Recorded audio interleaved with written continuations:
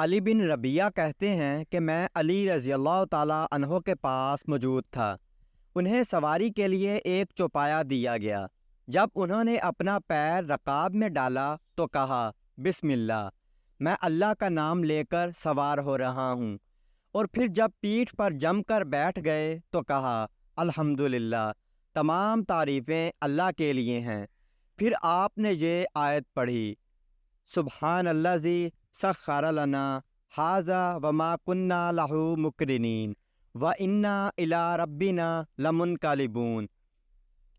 پاک ہے وہ ذات جس نے اسے ہمارے قابو میں کیا، ورنہ ہم ایسے نہ تھے جو اسے نعت پہنا سکتے، لگام دے سکتے۔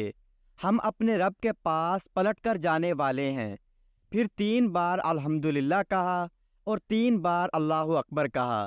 پھر یہ دعا پڑھی، سبحانک انی قد ظلمت نفسی فاغفر لی فإنہ لا یغفر الذنوب الا انت۔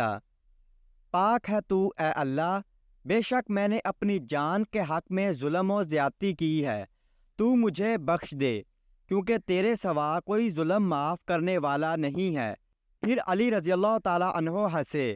میں نے کہا امیر المومنین، کس بات پر آپ ہنسے؟ انہوں نے کہا میں نے رسول اللہ صلی اللہ علیہ وسلم کو دیکھا، آپ نے ویسا ہی کیا جیسا میں نے کیا ہے۔ پھر آپ ہنسے۔ میں نے پوچھا اللہ کے رسول، آپ کس بات پر ہنسے؟